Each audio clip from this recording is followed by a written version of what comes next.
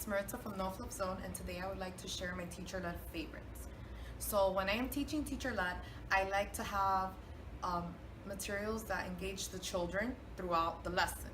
In teacher-led, what I try to do is reinforce or meet the needs of the learners. So for example, if they're having a hard time understanding the difference between fiction and nonfiction, I will have some type of resource.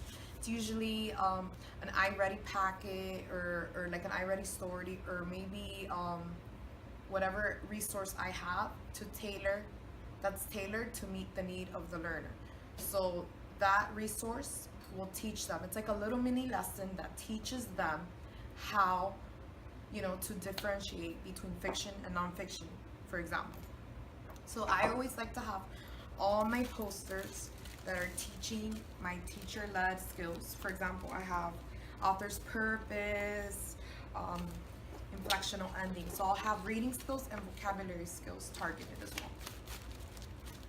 I also like to have whatever skill we're currently working on displayed. So I will display this. This is one of those little plastic photo frames, and all I do is put it inside and I'll have it displayed on the side of the teacher-led table. What I also like to do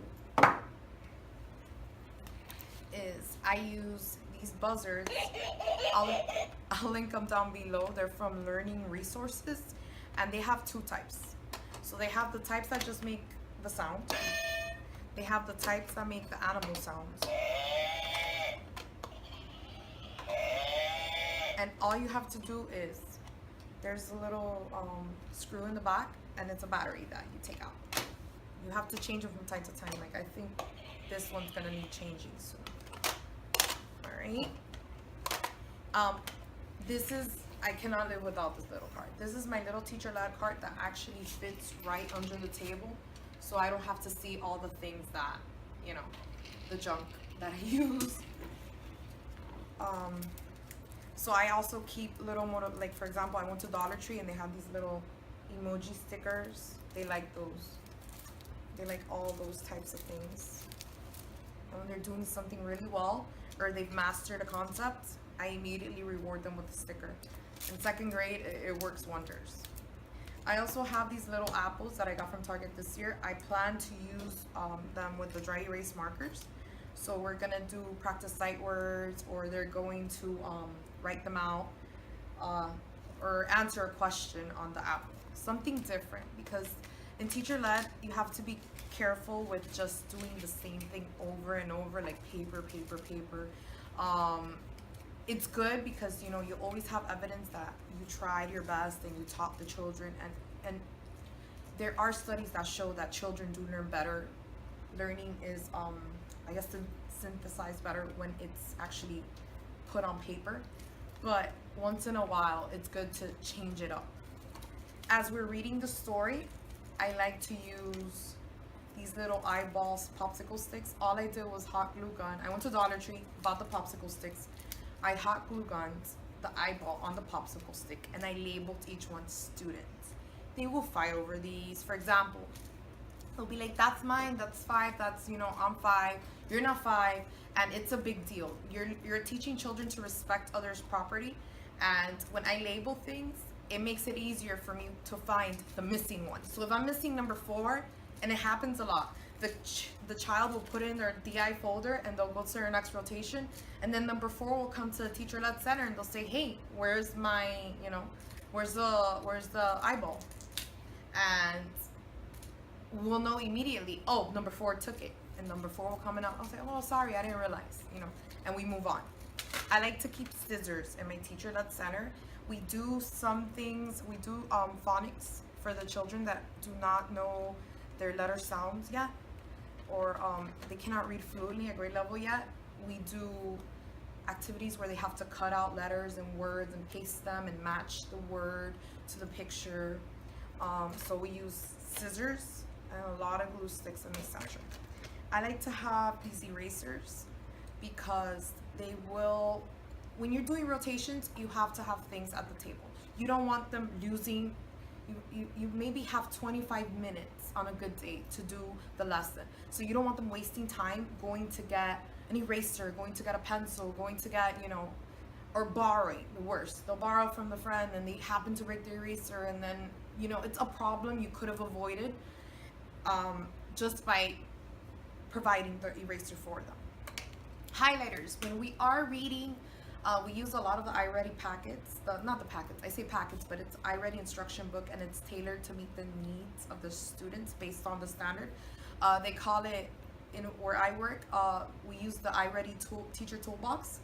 And when we are doing those packets, we are very, at least, we try very hard to follow the SPADE strategy. Survey the text, make a prediction, annotate the text. This is what we annotate with. We highlight, we dissect the text.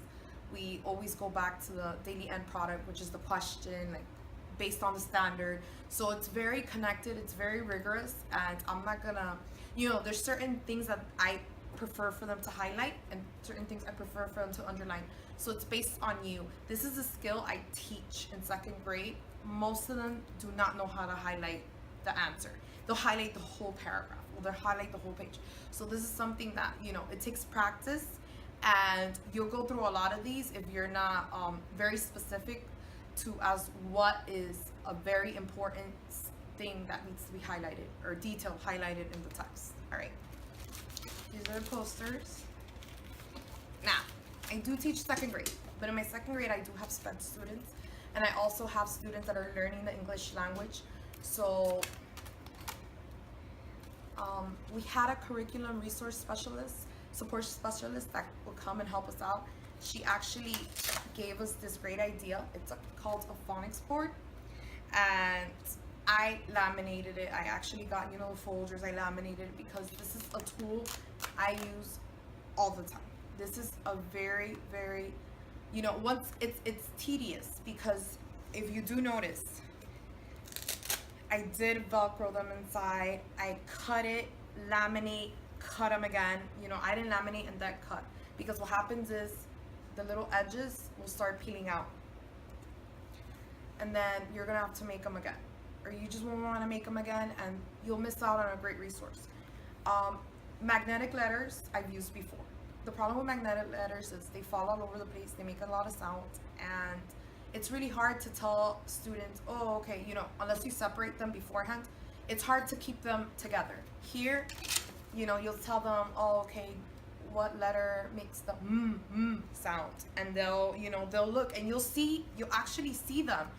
If they're confusing, I don't know, instead of the they're thinking N, you'll see them go towards the end, and that's when you're supposed to say and that's kind of like you're guiding them towards the right answer. And the good thing about the folders, they could actually close it like this, because they will look at each other, and it might sound ridiculous that they're copying each other for letter sounds, but that's what they'll do. They don't want to be labeled the kid that, oh, you don't even know what M, what sound the M makes, the letter M makes. So this is a good resource, because you could actually, do this and say, okay, just put it out there. You can't copy, you can't look, I want to see what you know. So you will be able to do a quick little, you will be able to determine like a quick check to see what letter are they confusing the M sound with. Because you will see those patterns, and some of them, especially the ESOL children, will have the same confusing sounds. So then you will be able to target their needs. So the great thing about this is it also has, I'll link it in the description below. This is a free resource. I went on, because she gave us the copies, I went on, I looked it up, and it was in a homeschool blog, like somebody's blog, and it's in PDF format. So what you do is you'll make 2 copies, right? So you'll make 2 of these, 2 of this side, the beginning consonants and the vowels, and 2 of the ending blends. So one you're gonna cut, and the other one you're gonna glue in the folder. So what I did was I glued everything on the folder. I laminated it. The part that I'm cutting, I cut, laminate, and then I put the little Velcro dots and Velcroed it in. Here at the bottom is where they're supposed to make their word. I usually have the buzzard set up by numbers. So for example, pretend, those are the tables. So I'll say, okay, do the word cat or whatever. Let's say an example. Cat. So they'll look for the letters, they'll put them in order, and I'll see them where they're making the mistake, and I'll, guide them. Hey, this sound, k, at, t. So if they keep making that mistake, that's where I guide them towards. And they will buzz when they're done with the word. And just the fact that they buzz, it creates encouragement, it motivates them. And even if it's wrong, they want to participate, they want to learn. And you never want to stop a child from wanting to learn.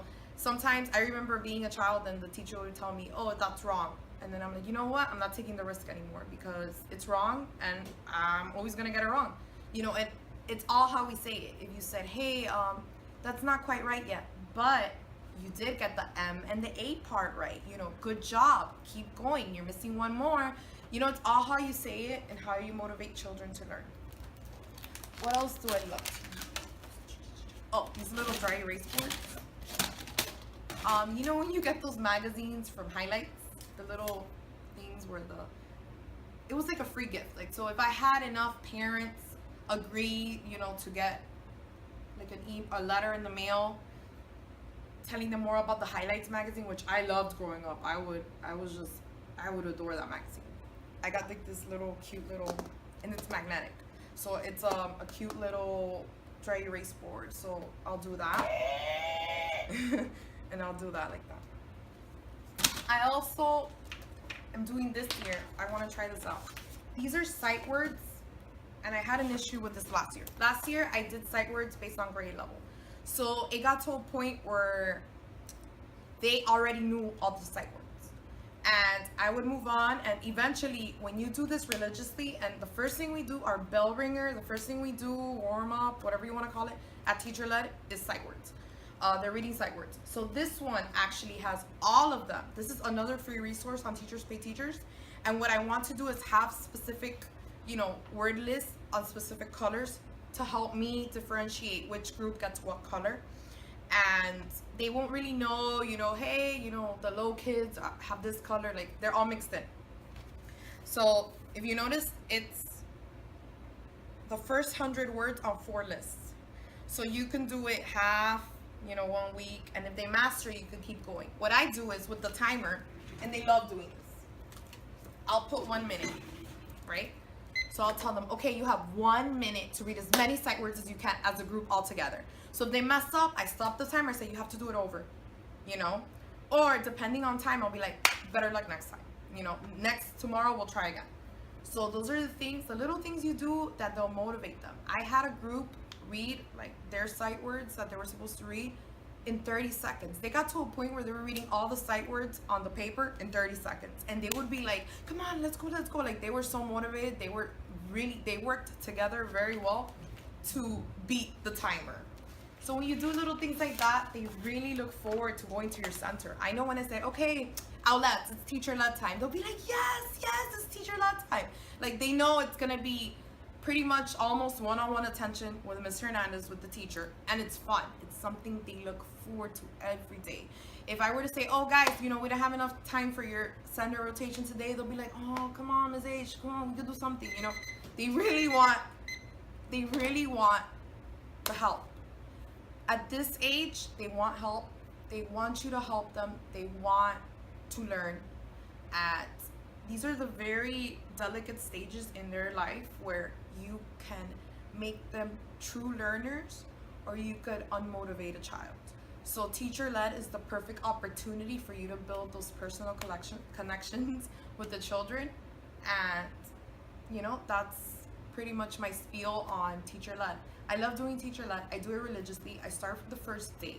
I don't have curriculum that's really difficult the first day, but it's something that I want to set a standard. Hey, we're gonna do this. Whether it's the first day, whether it's the 10th day, whether it's the day before school ends, we're always gonna do teacher-led. And I've stuck to it. Before I forget, I use sticky notes like crazy. So when they write their prediction on the iReady packets, for example, or whatever resource you're gonna use, what I do is I make them write the prediction on the little sticky note. So at the top, they'll write their prediction, and at the ends of the text, I'll be like, so was your prediction accurate? I don't say correct, I say accurate. Was the prediction accurate? You know, that's when you start using those high, you know, high order thinking words or questions to guide them to become strong readers and learners and communicators. You know, children mimic the words you teach them. Like, they'll go home and use them. And I've actually had a parent complain saying, I don't understand what my kid is telling me anymore. And I'm like, I understand you're frustrated, but at the same time, those are the tools your child needs to succeed. So they'll stick the little sticky note on whatever activity we're doing, whatever reading packet we're doing or story, and that's it. So this goes day by day what you have to do in your lesson, right? So for example, day one, I'll have fluency, 1 minute, sight words in 1 minute. You introduce the skill, you begin the lesson, right? And then it will tell you what parts of the lesson you're gonna do. I have this on my Teachers Pay Teacher store, but this is a resource that really helped me out with keeping myself paced. The worst thing is when you're doing, let's say, two groups are doing the same story, and then you start confusing because you confuse yourself because you don't know where you left off. So for each group folder, like their group, their lessons, I will have this, and I will literally check off until when I stopped. Because there have been days that I haven't been able to do academic talk. So I know that as soon as I go to the next day, I meet with them the next day, I have to do academic talk and then start my next day rotation. So that's what I'll do. I'll just quickly check off, you know, what I've done, and I move on. Also, when you do have someone coming in to push in, we call it push in resource. So another teacher that comes in to do teacher led with you and they take that rotation, this is a great way for them to know where you left off. It's confusing when you come in, and I used to do push-in, so I know when you come in and the teacher, you have to go to the teacher and say, hey, disturbance, what would you like me to do? You know, and they're doing their thing on the rotation, their rotation.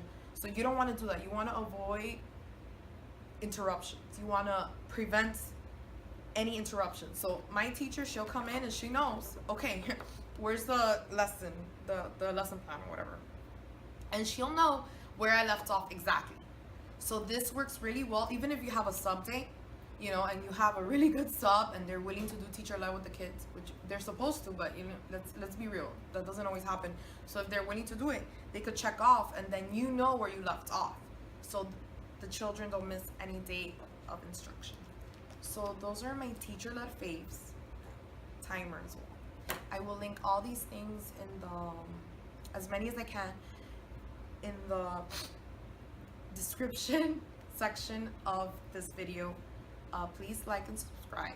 Share this with, you know, maybe beginning teachers or teachers that you don't know what to do in teacher led.